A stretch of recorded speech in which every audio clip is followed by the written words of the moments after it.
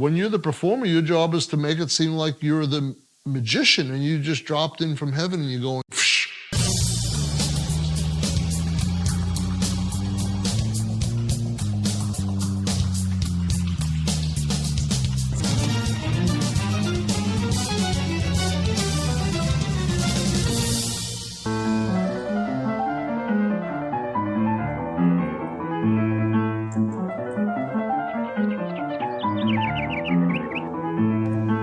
You should be right here. Okay. Hey, All right. fine, thanks. All right. All right. Well, let's see. What do we got? Back seat's full of cameras and Okay. lights and stuff. I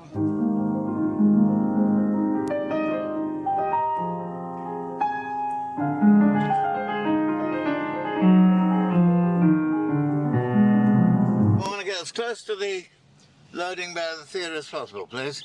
Yeah, well, this is it. Where there's the least amount of carrying involved.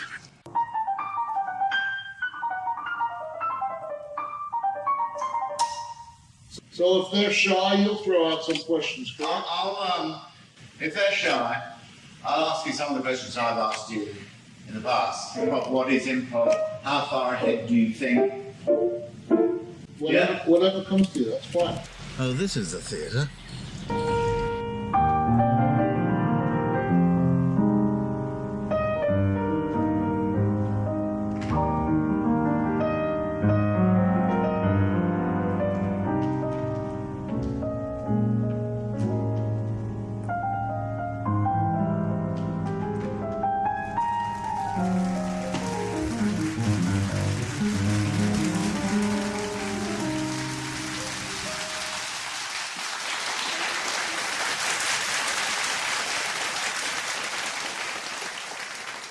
Please give a warm welcome to Mr. Mike Garson.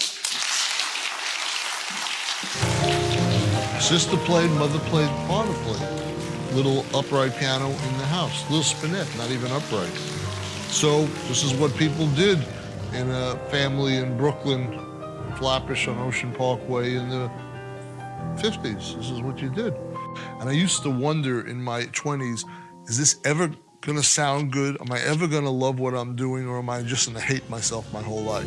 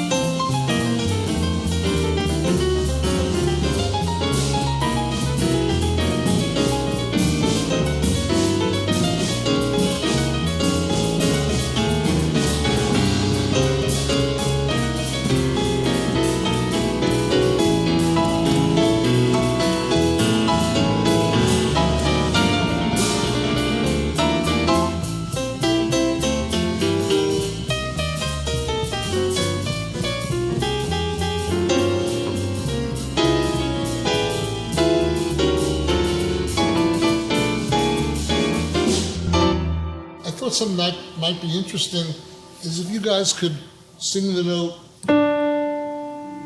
that note, that's beautiful. And I'll do a little cadenza over that. So if you get tired, just make sure your partner is keep the note going.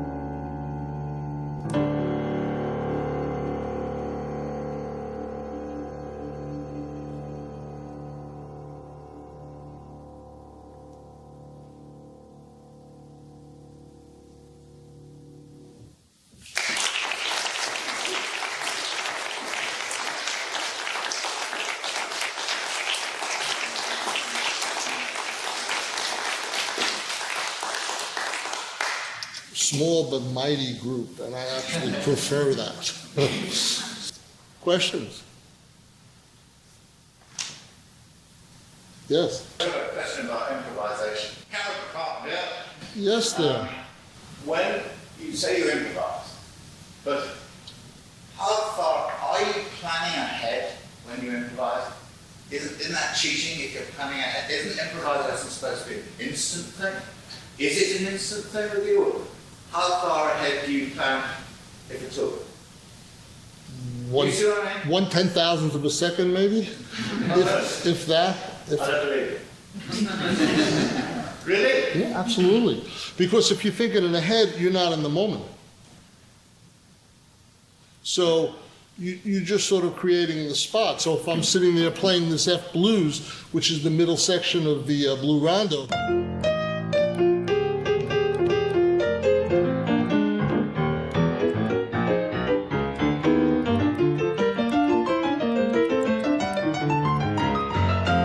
that's sort of done in the moment. Sometimes it's good, sometimes it's very good, sometimes it's not so good. Comes out. It comes out, just like your question. You know, you got. I'll find another. Don't worry. Keep thinking of them. Keep thinking of them, Harry. The initial interest that David Bowie had in Mike Garson was that Mike was an avant-garde jazz pianist, and David Bowie was a superb kind of magpie, picking up different artistic inputs wherever he could find them and absorbing them into his own work and creating something new from that. And that was always Bowie's genius in a way. And so Mike was no exception.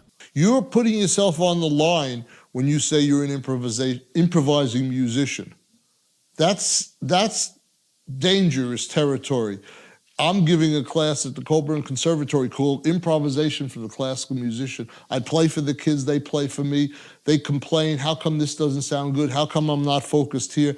I said, you are not gonna bat 100% when you're doing improvised music, but when you go into that zone and you're really doing it well, even if it's 20% of the time or 30% of the time, when you're in that zone, it's actually a higher form of art and creating than composing. You tell me. C sharp major. C. C? Okay. Kind of major or minor? C major? Okay. And in 4 or 3 or out of timing or fast or slow or melodic or just should I just listen to you? Or just sound effects. Okay. I'll lead the way. Okay? That's a C, I hope.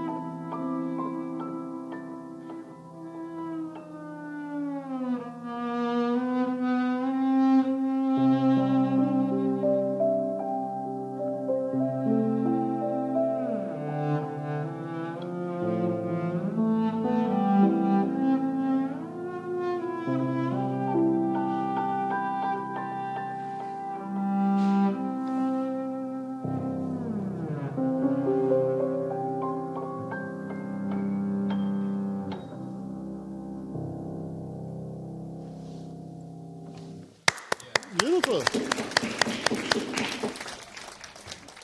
In 1972, Mike Garson was in New York, his hometown, teaching the piano. His wife, Susan, who he's still happily married to today, had gone out to work and left him with their young baby, Jennifer, who was about 1 year old, swinging in a hammock, and he was teaching a piano lesson. And the night before, he had come home from a jazz gig and had said to Susan, I can't go on like this. He had come home with something like $5. The pay was virtually non-existent, as it often still is for jazz musicians, and playing to a small club, a handful of people, and loving what he did, being absolutely passionate about the music, but coming home that night before and saying, I can't go on like this. I need to do something else, obviously with music, but there has to be something more lucrative that I can get into. Following day, he's giving this lesson, and the phone rings, and somebody by the name of Tony DeFries asks him whether he would be free for an immediate audition, because he had been recommended to be the pianist for David Bowie, who was just arriving in America, already an up-and-coming star in England, but trying to break America. And Mike's reply was, David who? Haven't heard of him at all. And nevertheless, he picked up on the idea that this was an up-and-coming rock star. And what perfect synchronicity of timing, that this was just literally hours after he had told his wife, I can't go on with the work that I'm doing. So he felt he had to seize the opportunity, carpe diem. And he asked his piano student to look after the baby. What other choice did he have? Dived in the car. He had to drive across Manhattan for 20 minutes to the RCA studios where the audition was to take place. And he tells the story of how his wife nearly killed him when she got home to find this random piano student looking after their newborn baby. When he gets there, he's greeted by this extraordinary sight of David Bowie in the guise of Ziggy Stardust, in full costume, mind you, in the afternoon, doing this audition, with his spiders from Mars. And for some reason or other, they were all in character. And so Mike didn't quite know what had hit him. He didn't know what to make of it. And they were clustered in the booth, as they would have in those days, of course, the isolation booth.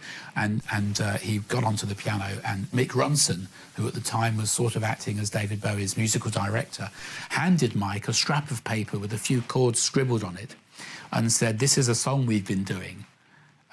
Could you just play from these chords? The song was called Changes. And although today we all know and love this song, Mike, again, hadn't heard of this. It had been out for a few months in England, but he didn't know about the song, so he had to quickly read the scribbled chords and develop a theme from that, just the introduction.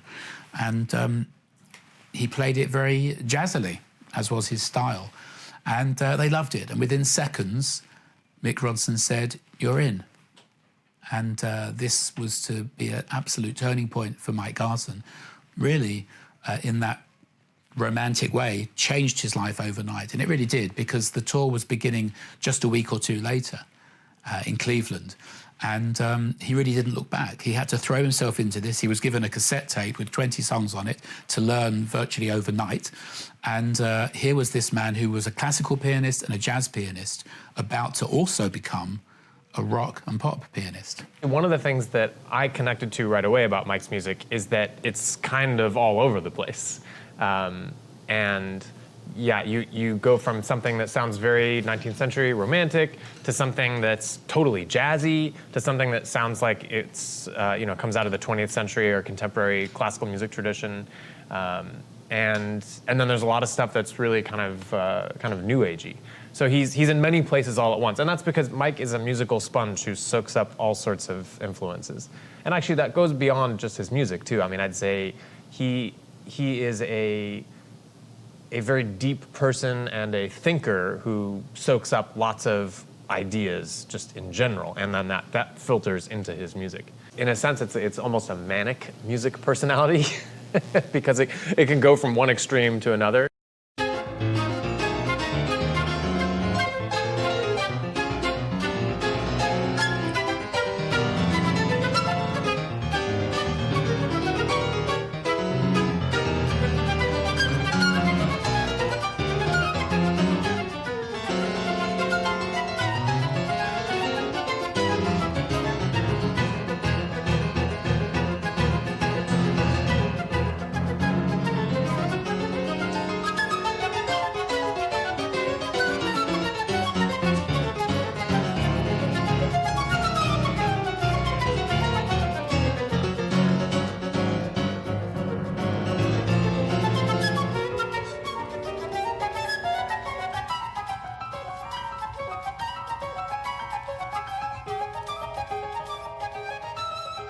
Well, Mike is one of those artists who has a very eclectic and diverse musical background. And unfortunately, I think this is one of the reasons why he hasn't been embraced wholeheartedly by the mainstream classical world. His association with David Bowie and other rock pop musicians, while he's done actually really interesting and outside the box work in that arena, just being associated with that music is a problem for a lot of people in the mainstream jazz or classical world. And they say, oh, well, this person's just a rock musician, so we're not going to pay attention to that. And likewise, even just between the classical world and the jazz world, there can be some tension. So because a lot of what Mike does is improvisational, there are a lot of people in the classical world who poo-poo that just because that's not what happens in that world. As an improviser, he certainly can hold his own against, people like Keith Jarrett and Chick Corea. From a young age, Mike had classical piano lessons, from what I understand, and had that traditional upbringing. So he was familiar with that world already. And then growing up in New York and being able to learn jazz kind of the old-fashioned way by just going and hearing some of the best jazz musicians live, and eventually studying with them and playing with them, he went into the jazz world. And then when he was relatively young, younger than I am, is when he, kind of haphazardly stumbled into the David Bowie thing, which really determined the trajectory of the rest of his career. One of the biggest problems every student has is they want to play pieces harder than they can really handle and that their fingers and muscles are developed for. So I'd rather see someone take a very simple but beautiful piece and play it beautifully, and then get a little more difficult. Do you remember I was teaching you about that dotted quarter to the eighth?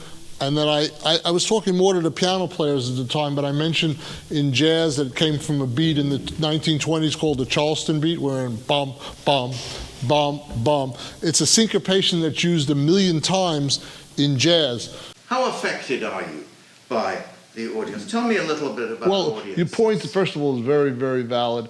And it's no use to have dread or fear because it doesn't produce a good result. Sometimes you can't control it, and there have been times I've been on the stage, I couldn't even reach the keys, my hands would freeze, and I couldn't play the first few bars, and the band took off. I've been that nervous. So it's not like everything I'm telling you, I'm perfect at it and great at it. I've been very blessed to be playing music for like 60 years, you know what I mean? I'm 67, I've been playing it for 60 years. So I've been in every kind of a situation, playing wrong chords, the wrong key for somebody, nervousness, nerves, anxiety. So I've experienced all those things, but they're worthless. So there have been times I've been affected totally by the audience, other times 90%, sometimes 50%.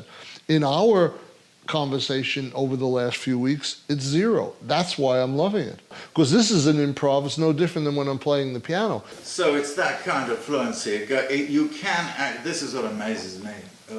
You can go from your brain to your fingers and produce the sound. You know what that's going to sound like. Exactly. Hello.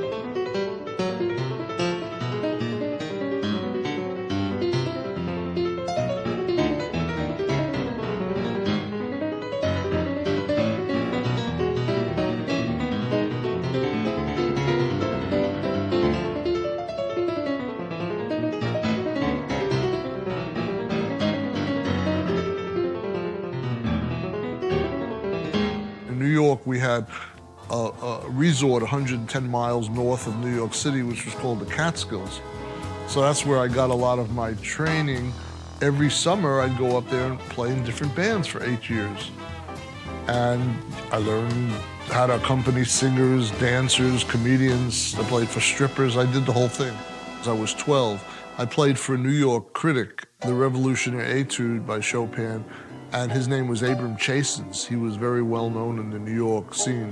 And it was the first and only audition I ever did in classical, and the first and the last, because I saw how ugly that world was, and he was vicious at me and screaming at me. I over-pedaled and my touch was terrible. And everything he said was right. It's just that that's not what I was ready to hear and prepared to hear. And I was shocked because I knew I was talented and I didn't know how to correct what he was telling me. And what he should have said is virtually what I said to you last week. You know, son, you're very, very talented. All you need to do is slow down, get rid of the pedal for a few months, practice slowly, take a piece a little simpler, and everything will be fine.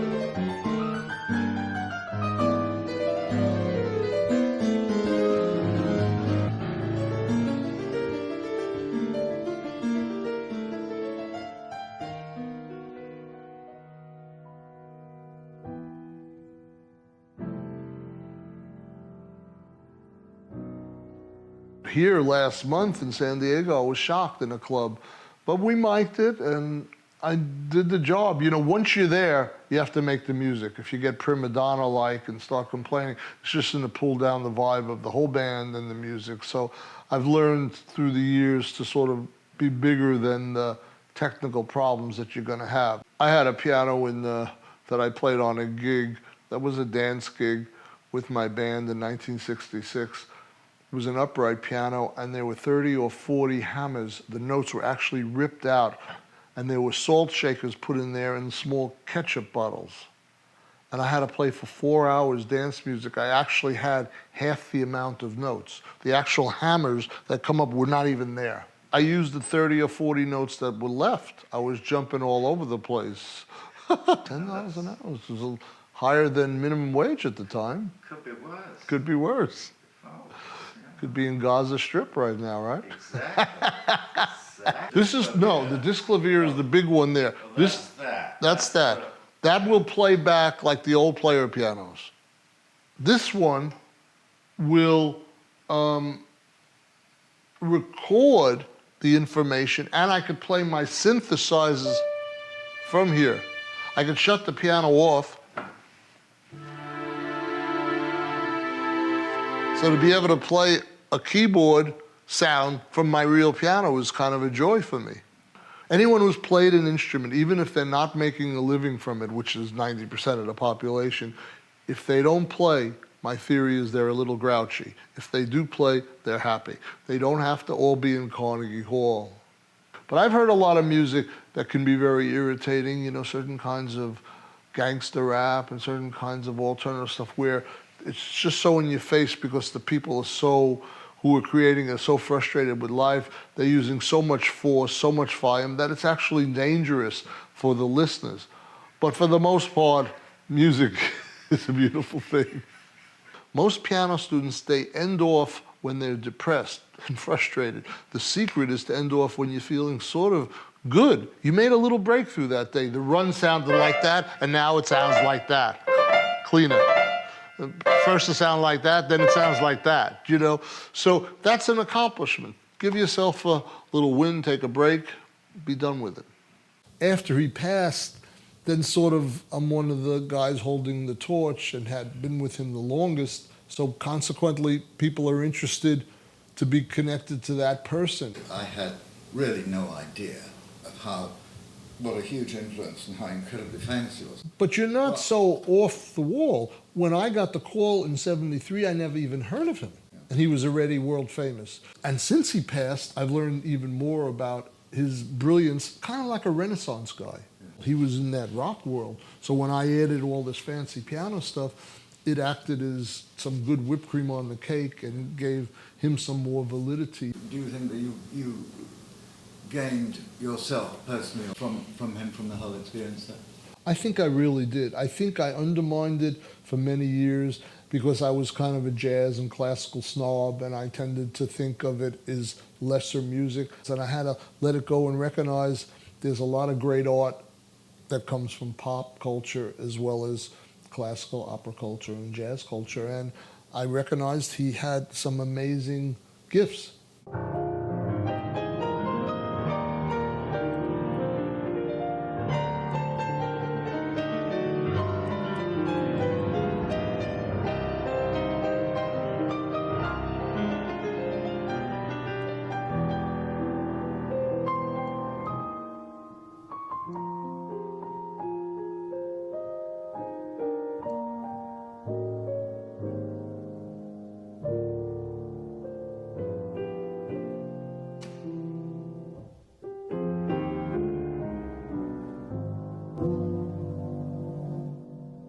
But I'll warm up a few minutes before a gig. But the bottom line is the legato practicing, the relaxing, like I told you, where you go like that and you actually let all the pressure from going down. There's pressure here. See, that's not so good.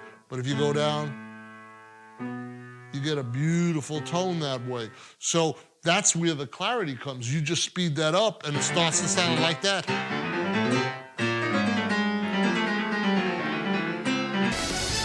New at 5, a music legend takes his talents from the stage to the studio. This time, though, he's composing songs for people suffering from Parkinson's and Alzheimer's disease. As Orange County reporter Greg Lee shows us, sometimes music therapy can help improve some medical conditions. Nancy Default needs a walker to get around. She says her body's stiff and she often suffers from tremors. It's gotten worse over the last 20 years since doctors first diagnosed her with Parkinson's disease. It causes nerve cells in the brain to die, affecting a person's movement. Balance is always an issue, and I tend to have a lot of falls. It's been especially tough on Nancy because she and her husband Bob own a dance studio. She's tried different medications, even had brain surgery, but the defaults say there's only one therapy that always works. When we dance and we're in a dance frame, she feels totally secure, and you wouldn't believe what she can do. Especially when they dance to this tango, written for them by Mike Garson. The legendary pianist and composer has played with David Bowie, 9 Inch Nails, and the Smashing Pumpkins. Now he wants to use his music to help people with brain diseases. The music as a therapy can eliminate a lot of drugs and a lot of things of that nature. Garson and neurosurgeon Dr. Christopher Duma founded the Music Heals Project. The idea, write music for patients with Parkinson's, Alzheimer's, autism, even depression, and see what effect it has on their condition. Perhaps music with its beats, with its meters, with its pulses, will resynchronize some of those brainwaves. As the research for the project continues, Dr. Duma says the next step is for patients to wear headphones for several hours a day and see how it improves their daily lives. For the defaults, they say it's not only made Nancy feel better, it's gotten them both back to doing what they love. For that amount of time, the tremor disappears and the rigidity definitely goes away. Greg Lee, ABC7 Eyewitness News. Well, I'm so happy that there's no traffic right now that I'll answer any question any way you like. It was the traffic that makes me crazy. We'll be down in Orange County in about 20 minutes. All these people who are driving on the freeway, hopefully they'll come to the concert. We're selling tickets as we're driving. We need to fill 1,500 seats. Right now we have 2 tickets sold, friends of Harry's. So it could be a very empty auditorium. Are you implying that I have no friends? I'm implying I have no audience. Everyone's afraid of my avant-garde music. They don't know this piece will actually be tonal and won't be only virtuosity, so they won't be fed up with me.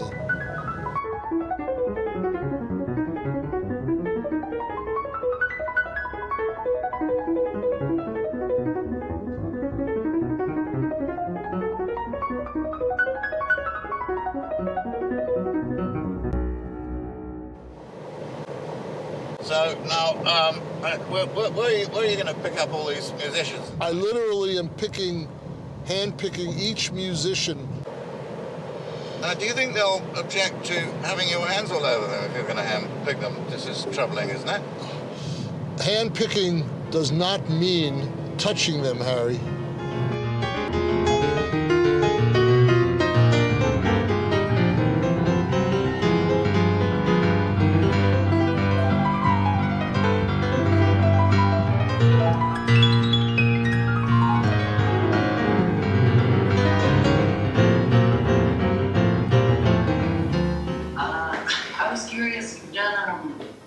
When you were touring, was there ever, like, you had, like, Billy Corgan cracking the whip? I've had that with Billy and with Bowie, and the agreement, or the tacit agreement, became, as long as I make the introductions somewhat familiar so they know how to come in with their voice, because they don't want to be put in an uncompromising situation. So they've begged me to sort of play similar introductions and similar endings. In the middle, they sort of let me do what I want.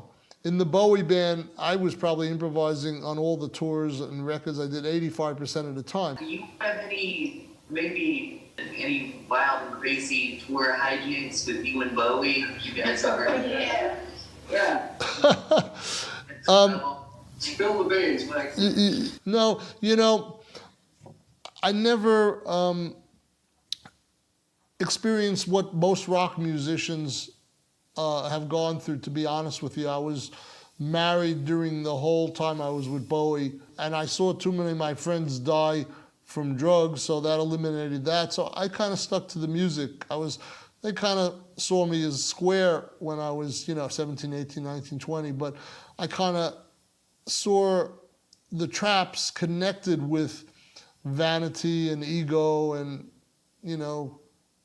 sex, drugs, and rock and roll. So, but I love the music. What do you do for 8 hours practice?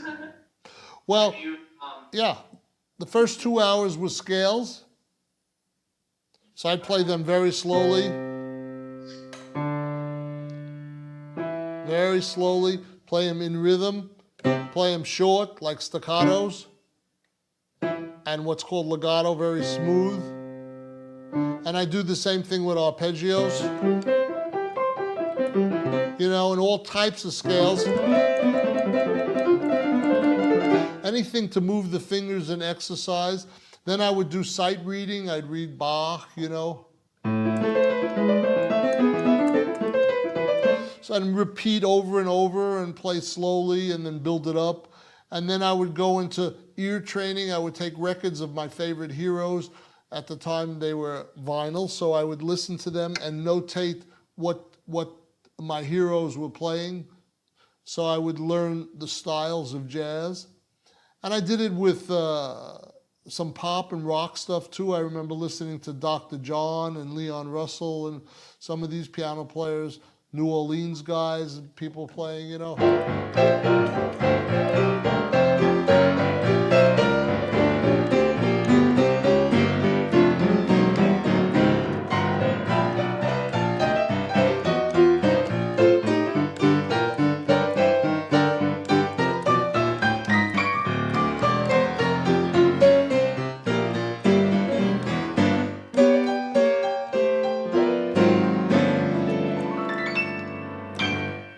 So I'd get into that. Blues kind of playing was fun.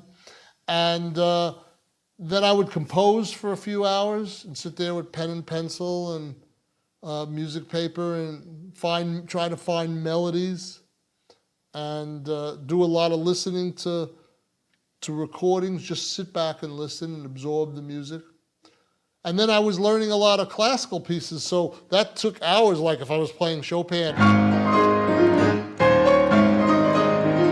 You know, those kind of things, very notey, and they take a certain amount of time, you know. But I don't do any of that anymore. I just do whatever it seems like I need to do. If I feel like a song is coming, I give space to allow that song to come through. If I have a performance coming up, I might think about some of the things I want to play, practice them, get familiar with them. So it's much more free-for-all now. So if you think about infinite discipline that I did all those years, or not infinite, but tons of discipline leading to tons of freedom, now I'm able to experience the freedom part.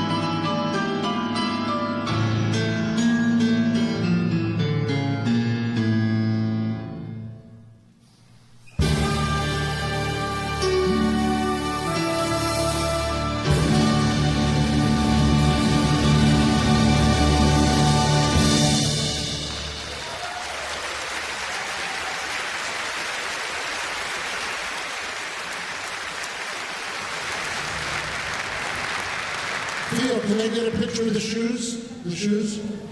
Can you do that? And the people and the fans in the back. Andrew, what? I know these people. is a direct connection through the heart to his hands, where there is no limitation, technically or harmonically or rhythmically, of what might be running through his head. So the minute something flashes in, his hands will do it. And it's remarkable how, creative and sometimes amazingly accurate it can be, as though his fingers are just rumbling, because stream of consciousness feeding in, all of a sudden it's Stravinsky, then it's Ligeti, then it's Brahms, then it's Rachmaninoff. So that he has, for me, by far the biggest vocabulary of what he can do with the brain, heart, and the hands. And for most people, it's too much. It's as though the musical dictionary, the vocabulary, is always handy for him. Whereas for most of us, we have about 5% of that. And it seems like a lot for the rest of us. For me, I would say 70 to 80% of it, I really respect. I probably really like 40% of it. I'm blown away by 100% of it. One of the things that has always impressed me about him, and especially I'd say the last 15 years, is that he will really do a pretty detailed survey and study of a particular composer, reading a lot of the music, just absorbing what does composer X do. And then 2 days later, he hits the record button and basically channels a lot of what he got from that composer. And those are the ones that blow me away. Those are the ones that it's like, okay, there's something going on here that you can't codify.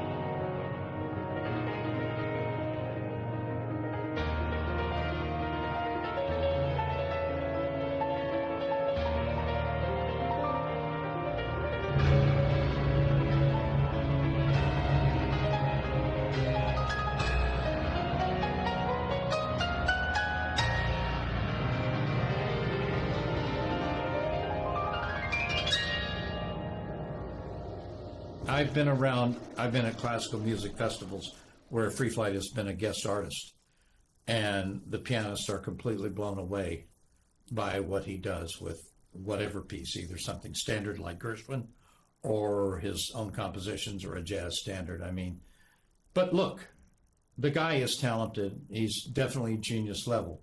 However, he may have worked harder than any other pianist I know. I mean, drilled and drilled and drilled. His left hand, the power and the facility of his left hand is unlike most that I've ever seen. But it's because he spent hundreds and hundreds and hundreds of hours drilling left hand exercises. I spent 3 months just sitting this low on the piano because I heard you get a better sound if you're sitting low like Glenn Gould. You need to play within a pulse if you're playing. Or there's that pulse that's going. So you could even make up music.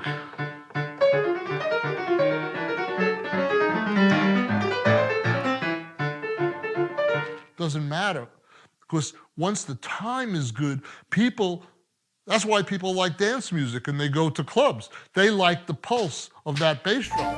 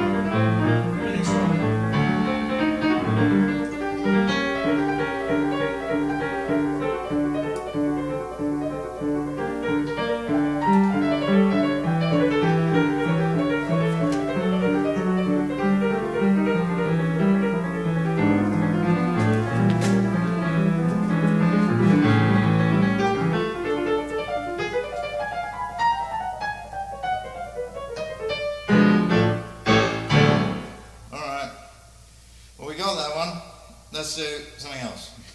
Should we do the intro? Come on, let's go. Anything.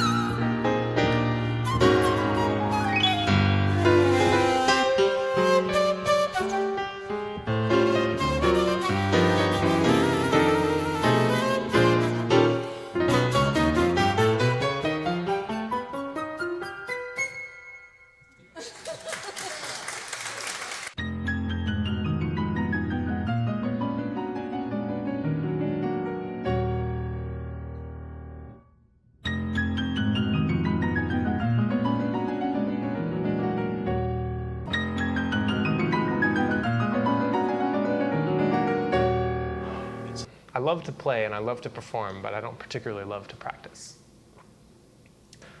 This is a piece by Mike Garson that I've been practicing on and off for, oh, good God, almost 10 years, which is a terrifying thought. I just realized that. Unfortunately, it's also one of the most difficult pieces I've ever tried to play. I mean, I'm sitting here practicing this stuff and it's like, I don't know how much closer I can get. He wants it, you know.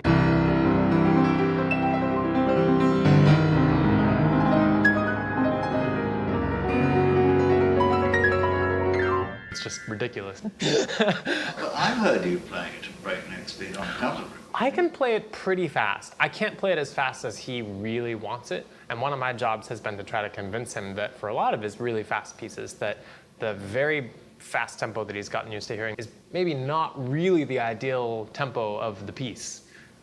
I thought it sounded pretty good there when you did that. Yeah, I can't play the whole piece at that tempo, No, though. but God knows, his playing is amazing. When you're improvising, you're not necessarily playing with the same level of nuance and control that you would if you were playing something you've been practicing for hours and hours and days and months. When I'm approaching Mike Garson's music, one of the things that I always have to keep in mind is that these were improvisations, and sometimes there are even notes that seem kind of like mistakes. And so I sometimes have to make some decisions about whether maybe if he had it to do over again, he would play this note instead of that note. Yeah, this piece has been a worthy adversary. All right, here we go. I'm going to attempt to get So this this under is tempo. Danny Holt playing the homage to Chopin and Godowsky that I improvised, what would be 10 years ago, would you think? I think, yeah, 2001, even more. Yeah. 12 years ago. I was 25 at the time. All right, here we go.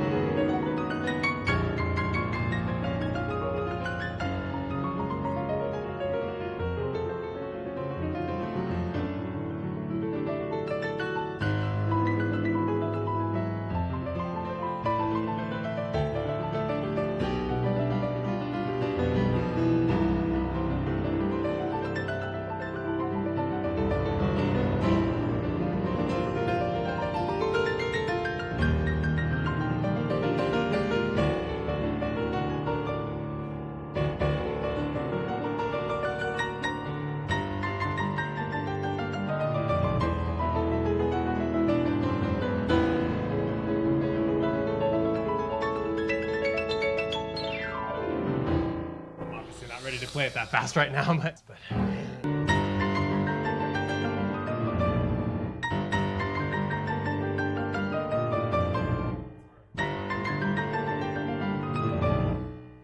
Like most people, the first time I heard him was Aladdin Sane. And he said that, you know, he got paid scale and he had no idea that that was going to be, you know, one of the crowning achievements, things that he's known for, the source of his notoriety. But when you're a young person and you hear Aladdin Sane for the first time, it's shocking. And I came from the Billy Joel, Elton John piano school of, you know, songwriting and pop rock kind of stuff. And I didn't grow up with classical, I didn't grow up with jazz. Bowie, somebody that was in my realm, when I heard Aladdin Sane and that piano solo comes in, I didn't have the reference points at the time to know anything that was being done. All I could think was wow, of saying, wow, there's something I can't even understand here. While still not having come from classical, I can't tell as you can, oh, that was the Schumann piece, you know, the minute you walked in when I had the record on. It's like he was channeling bits of everything that he had ever done. One of the things about classical music is it is a competition of sorts in competency. It's a competition of execution. So that's why we have classical competitions. Who can execute the piece the best? With improvisation, and he said in that solo when he first came in, he tried a couple takes, and Bowie said, look, you're the crazy jazz guy, do the crazy jazz thing. And that's what came out. Had he put more insight into it, had he written that, had he polished it, don't think it would have been as good. It had to come from that spontaneous moment.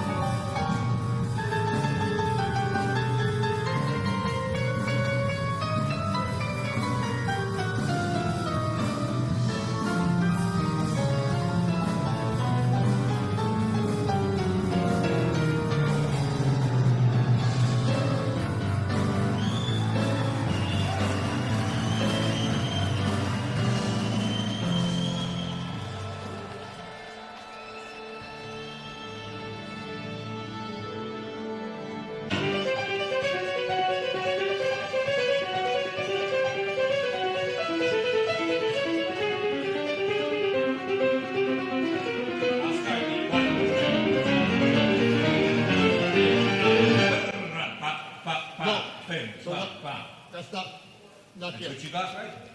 But this is what's going to happen. This I made a few changes.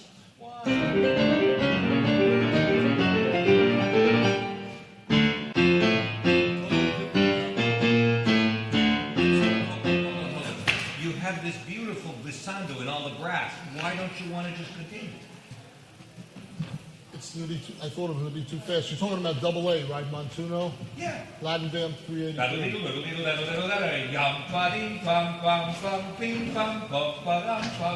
I'll set the tempo. Do you think it should be the same tempo? No. It's a slower tempo, no? I thought so.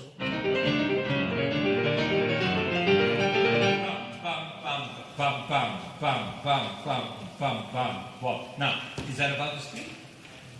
Well, we rehearsed it this way. Make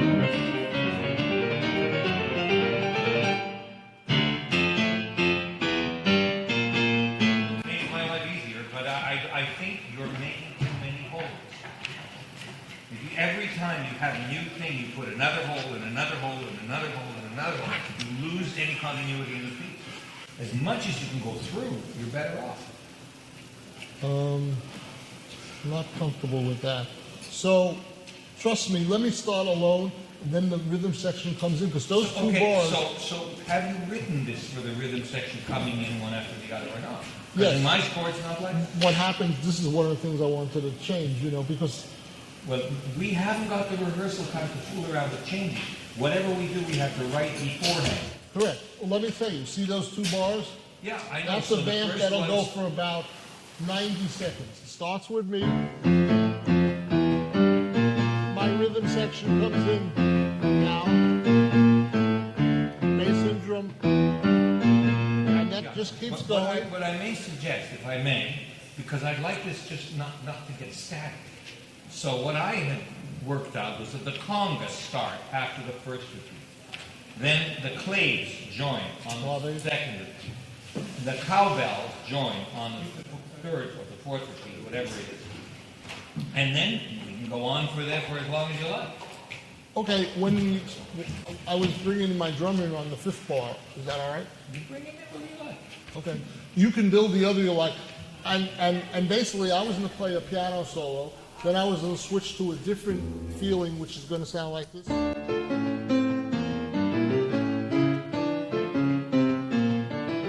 And the drums plays a solo over that vamp, which goes on for about 40 seconds. Then she comes in. You've rehearsed whatever you've rehearsed. So basically, this big glissando and the brass is tacit. We're not doing it at all. Where did it come? I forgot. Was it 383?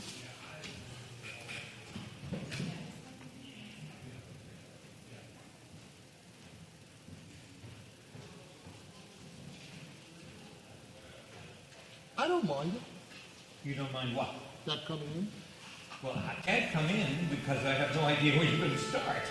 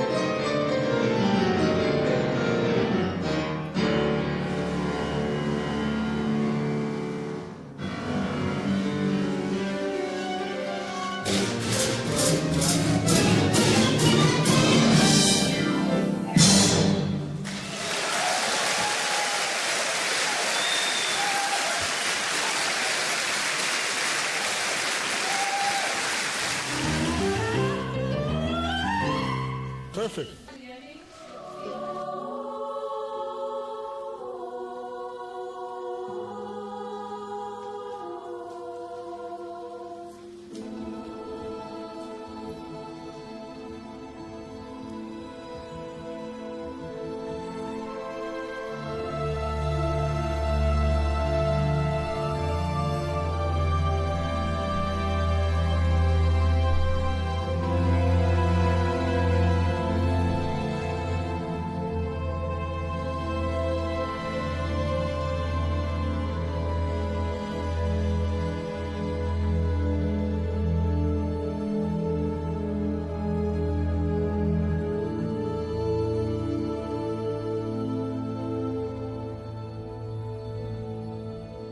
Well, our research has clearly demonstrated that when people are engaged in creative musical expression, there are DNA changes that occur throughout the body.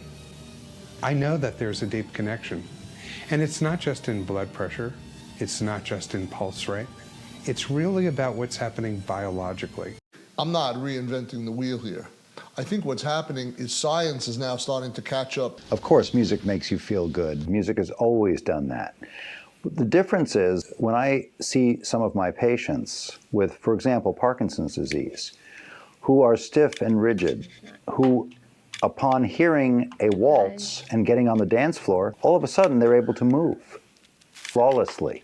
There's something going on in the limbic system in the brain, something that is triggering a release mechanism that these patients are not naturally doing on their own. I'm in search for that trigger. I'm in search for the space in the brain that allows us to do what we're being inhibited from doing. Did I play that note you were talking about? Was that the one? Oh, do you want me to do it exactly like that? Is it notated somewhere like that? I might not have notated it that It's way. always different in the parts. I change it all the time.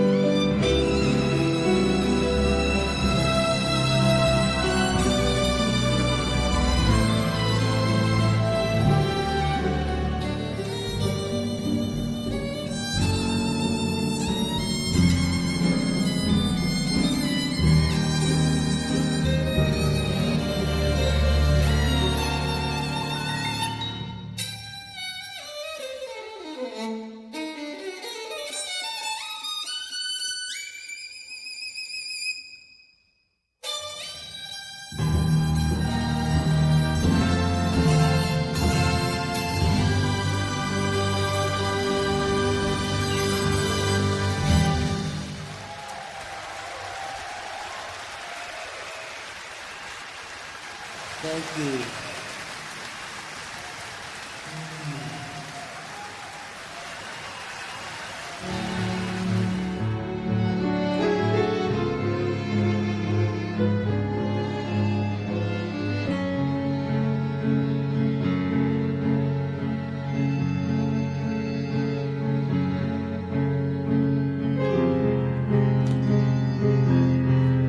Hello? Nobody there. So then you're out? We're out for 16. When are you in? Bar one? C. 3, 4.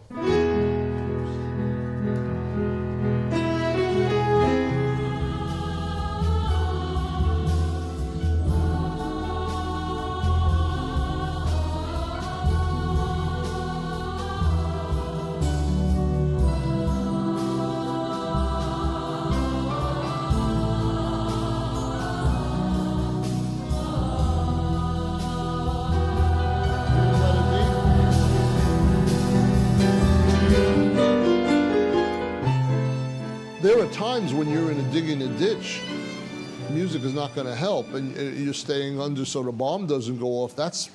There are people living under those conditions or making $1 a day. I'm not particularly advocating, let's get them over to a concert. Let's keep them, get them some shelter and get them some food. You do what's logical. But people like us who are fortunate in a society where there's abundance, let's try to raise the aesthetic level.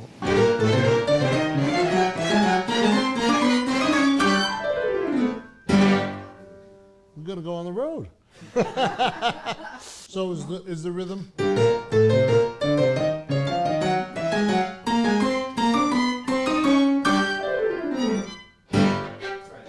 Yeah? Is that cool if we bow the last note? We've got a pitch, marked pitch, but it's so much more. Yeah, as long as it's nice and short. Yeah. Let's try it.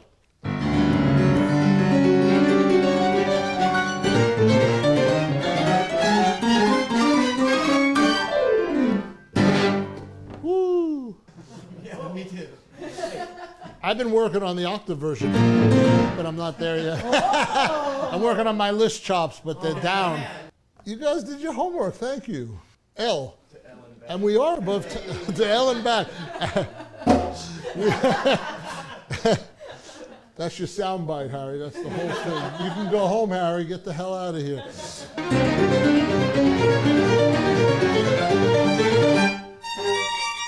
Let's play it slow.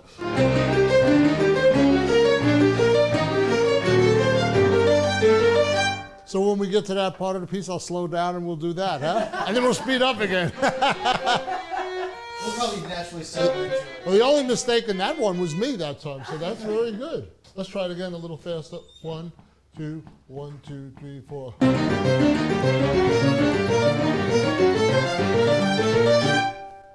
Nice. Play it one more time. 1, 2, 1, 2, 3, 4.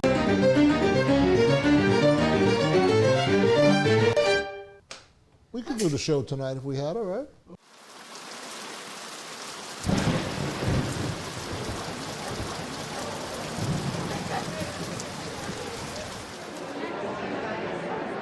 No pictures in here.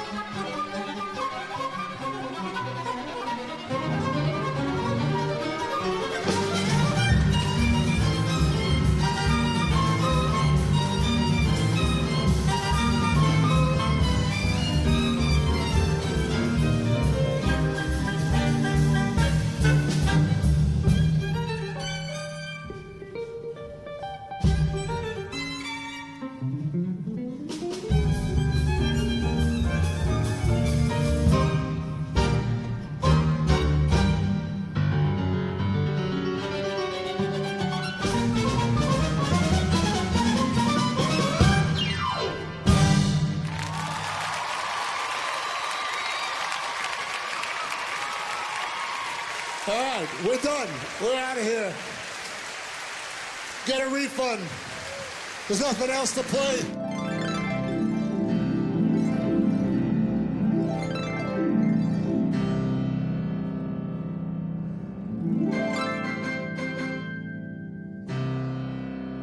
I like this one.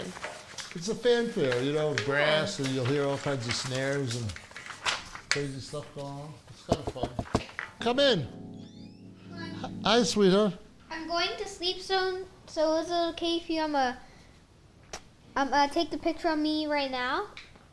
How about in 3 minutes? Okay, 3 minutes. Stay right here. Sit down and have a listen. Okay, can I sit on your lap? Sure. And what kind of note is there when you play the paddle? They usually write PED on the bottom. Let's try it from the top with Jerissa playing. No, she's going to play this time. Oh. I haven't taught you this one yet. Oh. Okay. It's coming up in piano? It's coming. Listen to what she does on harp.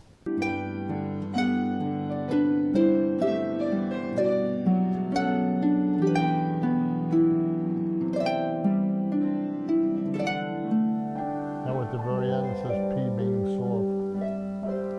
Keeps getting softer and softer. That's Italian for get slower and softer and softer. And then it gets louder? No, softer and softer. It slows down and gets very soft.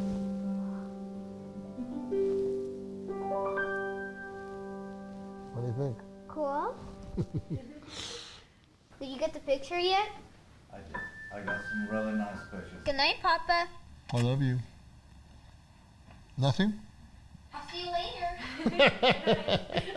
The piece called Gratitude You're Not On, it's the next to last. I wrote that for him because he has autism, but he's coming a long way. He has autism.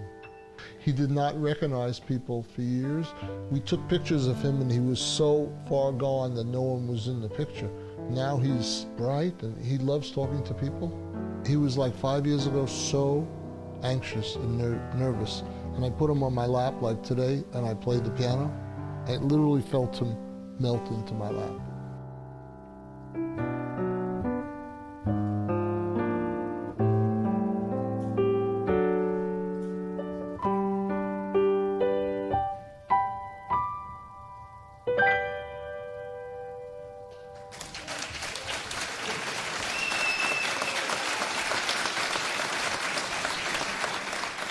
Mike Garson is the musician who has played, or he did play, more times with David Bowie than any other musician ever.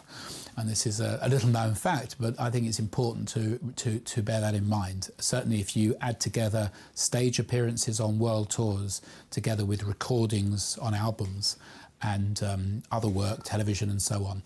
There's no musician who ever played as many times as Mike did with Bowie, and that raises the question of why that would be, because David Bowie really used hundreds of different musicians, and he was an absolute expert at choosing the right musicians for the right project or album. It was his genius.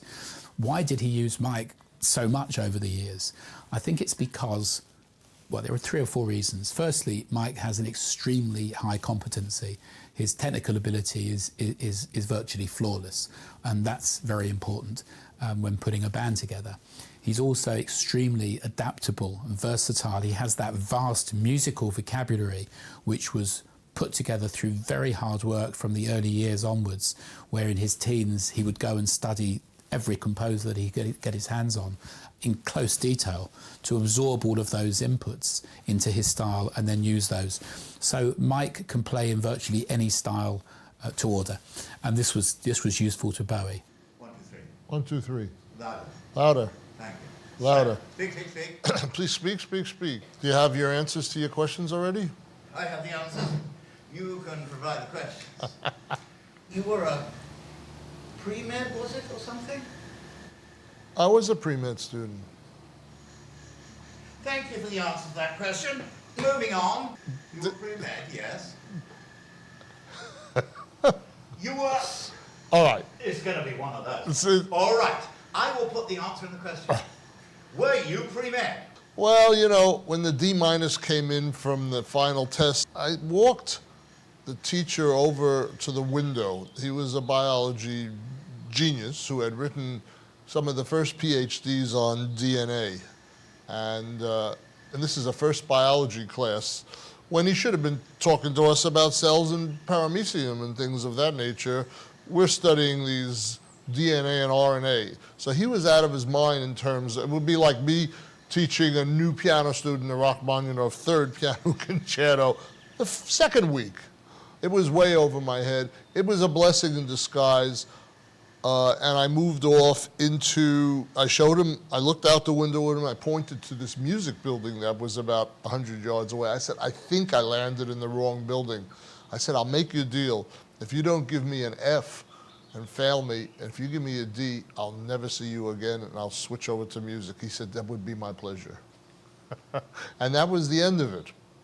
I wanted to heal with medicine. I failed terribly, and I'm now in the middle of my anxiety suite rather than healing suite. So this is what one has to deal with when you try to do something lofty. I don't recommend it, especially to most musicians who like the dark side of life.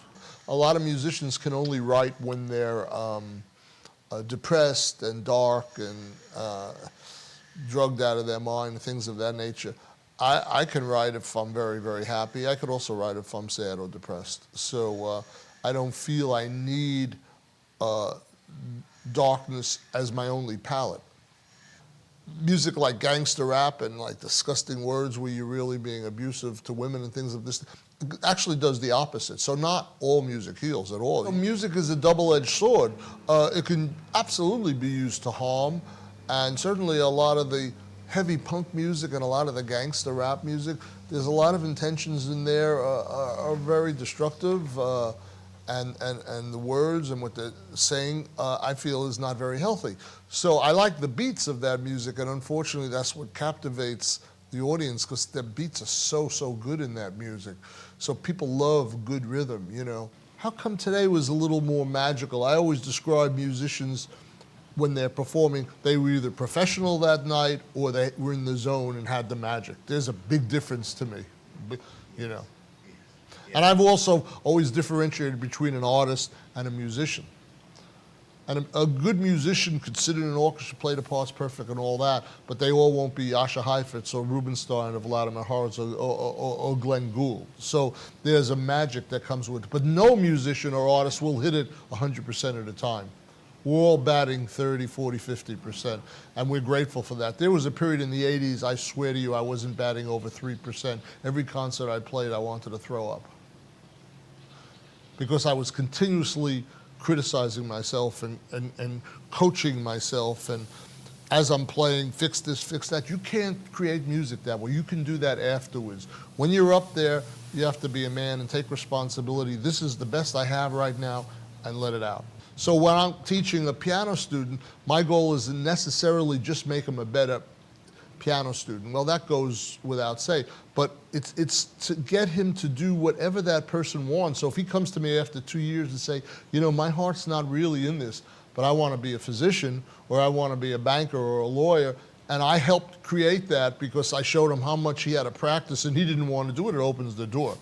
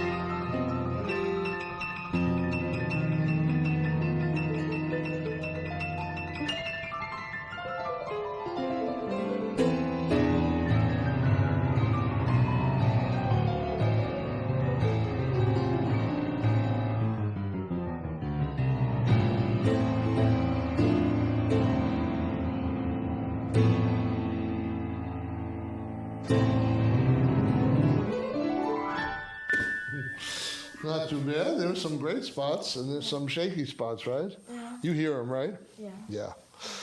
How are we ever going to fix those spots in the middle where it gets sloppy? When I toured with Bowie, our opening act in the 90s was 9 Inch Nails. This guy was screaming, he was cursing, there were guitars flying in the air. And he did this like for 20 years, and then one day he was sort of better.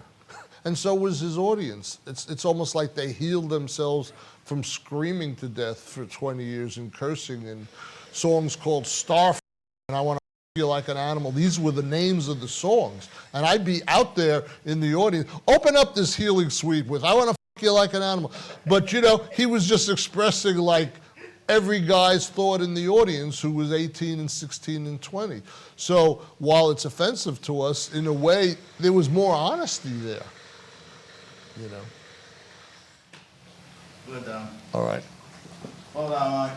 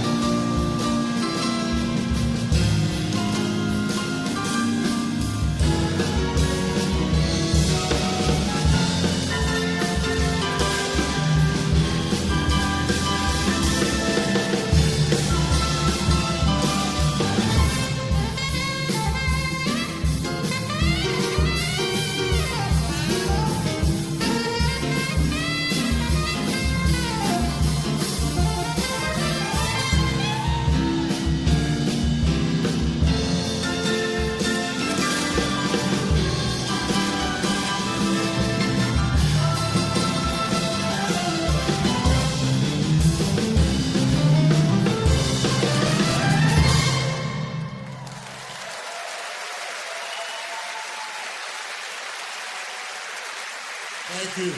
Jessica Timmons, when you heard those high notes, you haven't heard anything yet.